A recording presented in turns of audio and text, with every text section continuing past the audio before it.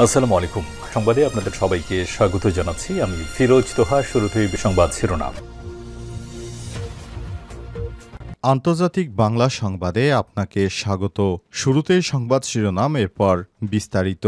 প্রথমেই জানাবো, যুদ্ধ হলে পাকিস্তানের সঙ্গে আছে ভারতের পাঞ্জাবিরা, বললেন খালিস্তানপন্থী নেতা পান্নুন।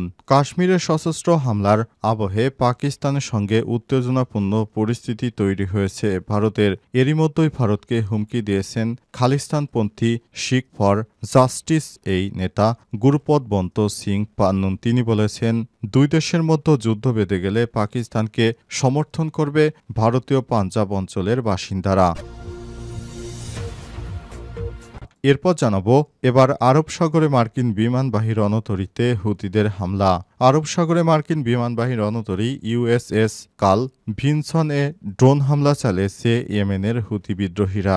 আন্দোলনের সামরিক মুখপাত্র ব্রিগেডিয়ার জেনারেল ইয়াহিয়া সারিয়ে সব কথা জানিয়েছেন। মিডল ইস্ট মনিটরের প্রতিবেদন অনুসারে আজ ব্রিগেডিয়ার জেনারেল ইয়াহিয়া সারি এক ঘোষণায় বলেছেন, হুতি বাহিনী আরব সাগরে মার্কিন বিমানবাহী রণতরী ইউএসএস কার্ল ভিনসন এবং এর সঙ্গে থাকা যুদ্ধজাহাজগুলোকে টার্গেট করে বেশ কয়েকটি ড্রোন হামলা চালায়।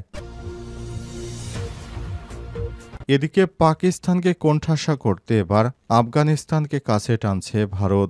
ভারত শাসিত কাশ্মীরের পেহেলগামে সশস্ত্র হামলার বদলা নিতে ভারতের প্রধানমন্ত্রী নরেন্দ্র মোদী সম্প্রতি দেশটির সশস্ত্র বাহিনীকে পূর্ণ স্বাধীনতা দিয়েছেন। এর মধ্যেই সামনে এসেছে আরও একটি জল্পনা কল্পনা। অনেকেই বলছেন, বর্তমান পরিস্থিতিতে পাকিস্তানকে কোণঠাসা করতে ট্রু ফ্রন্ট ওয়ারের পরিকল্পনা করছে নয়াদিল্লি। সেই লক্ষ্যে আফগানিস্তানকে পাশে পেতে চাইছে নরেন্দ্র মোদী সরকার। ভারতের সংবাদ সংস্থা পিটিআই এর এক বিশেষ সংবাদে বিষয়টি নিশ্চিত করা হয়েছে।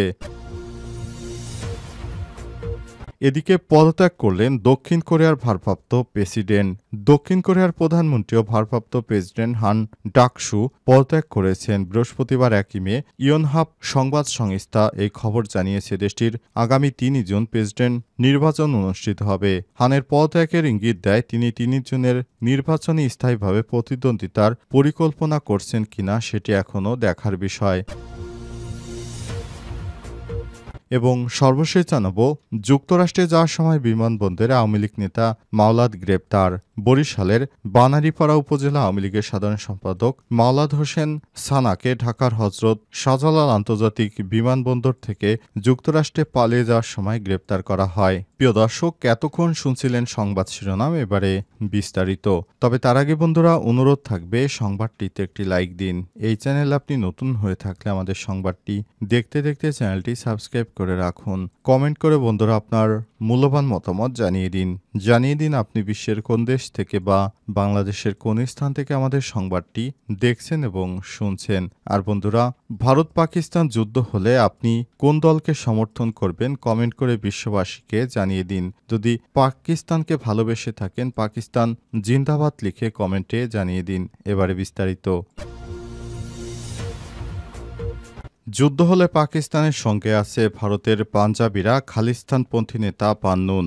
কাশ্মীরের সশস্ত্র হামলার আবহে পাকিস্তানের সঙ্গে উত্তর পূর্ব থেকেই উত্তেজনাপূর্ণ পরিস্থিতি তৈরি হয়েছে ভারতের। এর মধ্যেই কাশ্মীরকে হুমকি দিয়েছে ভারত। এছাড়াও পাকিস্তানকে হুমকি দিয়ে তারা সামরিক হস্তক্ষেপের কথাও বলছে। তবে উল্টো হুমকি দিলেন ভারতকে ভারতের খালিস্তানপন্থী শিখস ফর জাস্টিস নেতা গুরুপদ বন্ত সিং পান্নুন। তিনি বলেছেন, দুই দেশের মধ্যে যুদ্ধ বেঁধে গেলে পাকিস্তানকে সমর্থন করবে ভারতীয় পাঞ্জাবি বাসিন্দারা। এ সময় তিনি আরও বলেছেন, পান্নুন বলেন, যুদ্ধের ক্ষেত্রে সীমান্তে ভারতীয় দিকের পাঞ্জাবিরা পাকিস্তানি সেনাবাহিনীকে লঙ্গর পরিবেশন করবে, অর্থাৎ বিনামূল্যে খাবার আতিথেয়তা দেবে। আমরা ভারতীয় সেনাদের পাঞ্জাবের উপর দিয়ে পাকিস্তানে আক্রমণ চালাতে দেব না। নরেন্দ্র মোদীর প্রতি হুঁশিয়ারি তিনি আরও বলেছেন, ভারত যদি পাকিস্তানে হামলা চালায় তাহলে সেটাই হবে ভারত ও মোদীর মধ্যে শেষ যুদ্ধ।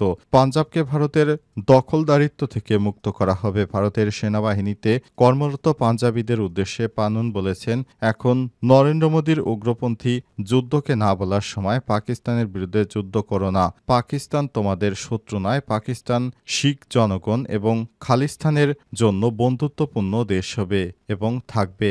একবার আমরা পাঞ্জাবকে স্বাধীন করলে পাকিস্তান আমাদের প্রতিবেশী হবে। এ সময় তিনি আরও বলেছেন, এটা 1965 বা 1971 সাল নয়, 2025 সাল। আমি পাকিস্তানের জনগণকে আশ্বস্ত করছি যে আমরা পাথরের মতো পাকিস্তানের পাশে আছি। কোনো ভারতীয় সেনা পাঞ্জাব পেরিয়ে পাকিস্তানে আক্রমণ করার সাহস পাবে না। এবার আরব সাগরে মার্কিন বিমানবাহী রণতরীতে হুতিদের হামলা। আরব সাগরে মার্কিন বিমানবাহী রণতরী ইউএসএস কার্ল ভিনসন এ ড্রোন হামলা চালিয়েছে ইয়েমেনের হুতি বাহিনী। আন্দোলনের সামরিক মুখপাত্র ব্রিগেডিয়ার জেনারেল ইয়াহিয়া সারি কথা জানিয়েছেন। মিডল ইস্ট মনিটরের প্রতিবেদন অনুসারে আজ ব্রিগেডিয়ার জেনারেল ইয়াহিয়া সারি এক ঘোষণায় বলেছেন, হুতি বাহিনী আরব সাগরে মার্কিন বিমানবাহী রণতরী ইউএসএস কার্ল ভিনসন এবং এর সঙ্গে থাকা যুদ্ধজাহাজগুলোকে টার্গেট করে বেশ কয়েকটি ড্রোন হামলা চালিয়েছে। ওই কর্মকর্তা আরও জানায়, এই অভিযানে লোহিত সাগরে মার্কিন বিমানবাহী রণতরী ইউএসএস হ্যারি ট্রুম্যানকে এলাকা ছেড়ে যেতে বাধ্য করা হয়েছে। পরে ইউএসএস কার্ল ভিনসনকে টার্গেট করা হয়। দাবি করেছেন, আগের অভিযানের ফলে মার্কিন নৌবাহিনীর একটি FA-18E সুপার হর্নেট ধ্বংস হয়ে গেছে। গত কয়েকদিনের ধারাবাহিকতায় ইয়েমেনের উত্তরাঞ্চলীয় সাদা প্রদেশে বিমান হামলা চালিয়েছে মার্কিন বাহিনী। হামলায় আফ্রিকান অভিবাসীদের একজন। এই ঘটনায় এছাড়াও 68 জন নাগরিক নিহত এবং 47 জন আহত হয়েছে। ওই দিন ইয়েমেনে হামলা চালিয়ে ফিরে এসে বিমানবাহী রণতরী হ্যারি ট্রুম্যান নামতে গিয়ে যুদ্ধ বিমানটি সাগরে পড়ে যায়। তবে পাইলট বিমান থেকে বেরিয়ে আসতে সক্ষম হন। মার্কিন নৌবাহিনীর এক বিবৃতিতে জানিয়েছে, হ্যারি ট্রুম্যান বিমানটি রণতরীতে অবতরণের সময় যুদ্ধবিমানটি সমুদ্রে পড়ে এবং হারিয়ে যায় পানির অতল সাগরে। এই ধরনের ঘটনা এটাই প্রথম। পৃথক এক ঘোষণায় হুতি মুখপাত্র জানিয়েছে, জাফা শহরে ইসরায়েলি দখলদার সেনাবাহিনীর গুরুত্বপূর্ণ সামরিক ও কৌশলগত স্থানগুলোকে লক্ষ্য করে একটি যৌথ অভিযান চালানো হয়েছে। সেই সঙ্গে তিনি ইসরায়েলি আগ্রাসনের বিরুদ্ধে হুতির প্রতিরোধ অব্যাহত রাখার প্রত্যয় ব্যক্ত করেছেন। পাকিস্তানকে কোণঠাসা করতে আফগানিস্তানকে কাছে টানছে ভারত। ভারত শাসিত কাশ্মীরের পেহেলগামে সশস্ত্র হামলার বদলা নিতে ভারতের প্রধানমন্ত্রী নরেন্দ্র মোদী সম্প্রতি দেশটির সশস্ত্র বাহিনীকে পূর্ণ স্বাধীনতা দিয়েছেন। এর মধ্যেই সামনে এসেছে আরেকটি জল্পনা। অনেকেই বলছেন, বর্তমানে পরিস্থিতিতে পাকিস্তানকে কোণঠাসা করতে ট্রু ফ্রন্ট ওয়ারের পরিকল্পনা করছে নয়াদিল্লি। সেই লক্ষ্যে আফগানিস্তানকে পাশে পেতে চাইছে মোদী সরকার। ভারতের সংবাদ সংস্থা PTI এই খবর জানিয়েছে।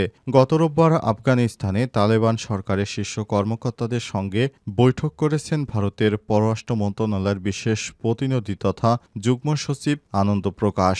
কাবুলে সেখানকার ভারপ্রাপ্ত পররাষ্ট্রমন্ত্রী আমির খান মুত্তাকির সঙ্গে বৈঠক করেছেন তিনি। পেহেলগামে হামলার 6 দিনের মাথায় তালেবান এর নেতৃত্বের সঙ্গে আনন্দ প্রকাশের এই বৈঠকে বেশ তাৎপর্যপূর্ণ বলে মনে করা হচ্ছে। আনন্দ প্রকাশ বর্তমানে আফগানিস্তান, ইরান এবং পাকিস্তান ডেস্কের ডিরেক্টর জেনারেল হিসেবে দায়িত্ব সামলাচ্ছেন। তালেবানের পররাষ্ট্রমন্ত্রী মুত্তাকিনের সঙ্গে বৈঠকের পর অবশ্য প্রকাশ্যে কোনো বিবৃতি দেননি তিনি। তবে ভারতের কেন্দ্রীয় সরকারের তরফ থেকে বৈঠকের কথা স্বীকার করে জানানো হয়েছে, পরিকাঠামোগত বিভিন্ন পরিকল্পনা বিনিয়োগের ব্যাপারে তাদের আলোচনা হয়েছে। তাদের মধ্যে কোনো যুদ্ধকালীন বিষয় বা অন্য কোনো বিষয় নিয়ে আলাপ আলোচনা হয়নি বলে জানিয়েছে ভারতের সরকারের তরফ থেকে। তবে পাকিস্তানকে চাপে রাখতে তারা আফগানিস্তানকে কাছে টানতে চাইছে, এমনটাই জানিয়েছে ভারতের ওই সংবাদ মাধ্যম।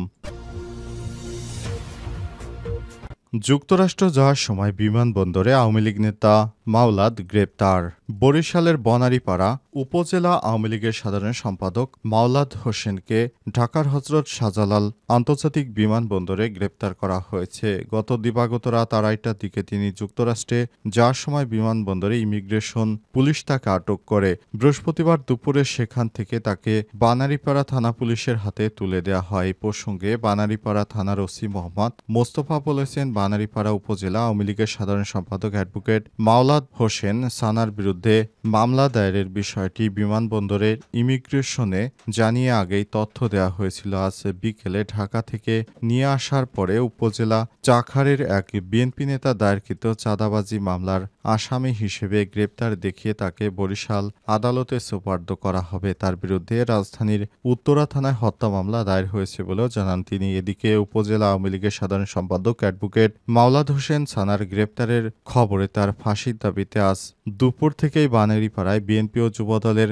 অঙ্গ সংগঠনের নেতাকর্মীরা বিক্ষোভ মিছিল করেছে। সবাই বলছিল তার ফাঁসি দিতে হবে। প্রসঙ্গত অ্যাডভোকেট মাওলাদ হোসেন সানা বানারীপাড়া উপজেলা পরিষদের ভাইস চেয়ারম্যান ও বরিশাল জেলা পরিষদের সদস্য এবং প্যানেল চেয়ারম্যান ছিলেন। এর আগে তিনি আওয়ামী যুবলীগের কেন্দ্রীয় কমিটির সদস্য ছিলেন। গত বছর 5 জুন অনুষ্ঠিত বানেরীপাড়া উপজেলা পরিষদের নির্বাচনে চেয়ারম্যান পদে প্রতিদ্বন্দ্বিতা করে তিনি পরাজিত হন।